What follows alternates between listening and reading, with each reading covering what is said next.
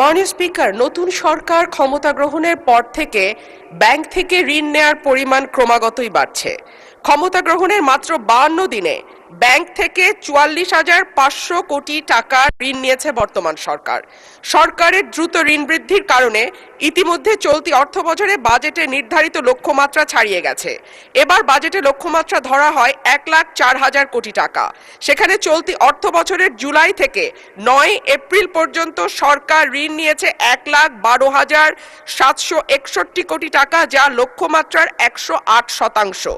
এর মধ্যে অন্তর্বর্তী সরকার জুলাই থেকে 16 ফেব্রুয়ারি পর্যন্ত নেয়া ঋণ 68,229 কোটি টাকা। বাংলাদেশ ব্যাংকের প্রতিবেদন থেকে এই তথ্য পাওয়া গেছে। মাননীয় স্পিকার, অন্যদিকে রাজস্ব আদায়ে অর্থবছরে 8 মাসে লক্ষ্যমাত্রা থেকে পিছিয়ে আছে প্রায় 71,500 কোটি টাকা। মাননীয় স্পিকার, আপনার মাধ্যমে মাননীয় মন্ত্রী মহোদয়ের কাছে আমার প্রশ্ন, আমরা রাজস্ব বাড়ানোর ক্ষেত্রে এবার নতুন কোনো পরিকল্পনা নিচ্ছি কিনা, করের আওতা বাড়ানো হচ্ছে কিনা এবং হলে সেটি কিভাবে? ধন্যবাদ মাননীয় স্পিকার। মাননীয় মন্ত্রী। ধন্যবাদ মাননীয় স্পিকার। যে ঋণের কথা বলা হচ্ছে সেটা মূলত বিগত আমরা কিন্তু ফেব্রুয়ারি থেকে এখন পর্যন্ত মাত্র 2 মাস এর মতো সরকারে এসছে, সুতরাং এটা ক্যারি ওভার হচ্ছে আগে থেকে, সুতরাং এই সংখ্যাটা এখানে বোধহয় প্রযোজ্য না, 1 নম্বর।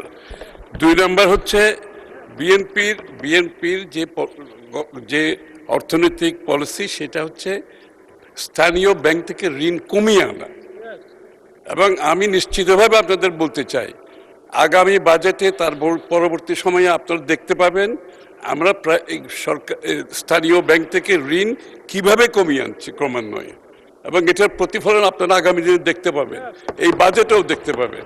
তো সুতরাং ঋণ যেটা বিগত দিনের তো অনেক লাইবিলিটি আমরা গ্রহণ করেছি, এখন আমি তো আগেই বলেছি ব্যবসা বাণিজ্যের যে অবস্থা, ট্যাক্স জিডিপির কথা যখন আপনি বলেন, আমি তো ব্যবসার অবস্থা এতক্ষণ ধরে আপনাদেরকে বললাম, যেখানে ব্যবসায়ীরা এক্সিস্টেন্সিয়াল থ্রেটে আছে, তো ব্যাংকের রিপেমেন্ট করতে পারছে না, তার স্টাফদের বেতন দিতে পারছে না, ফ্যাক্টরিগুলো রিডান্ডেন্ট হয়ে যাচ্ছে, এগুলো আগের থেকে ক্যারি ওভার সব।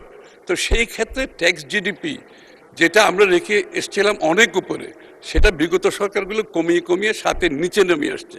আবার এটা আমরা যেখানে রেখে আসছিলাম ওখানে তুলতে হলে মাননীয় স্পিকার একটু সময় দিতে হবে, কিন্তু বিএনপি সরকার সেই কাজটা ভালোভাবে সম্পন্ন করবে, আমি আপনাকে নিশ্চিতভাবে বলতে পারি।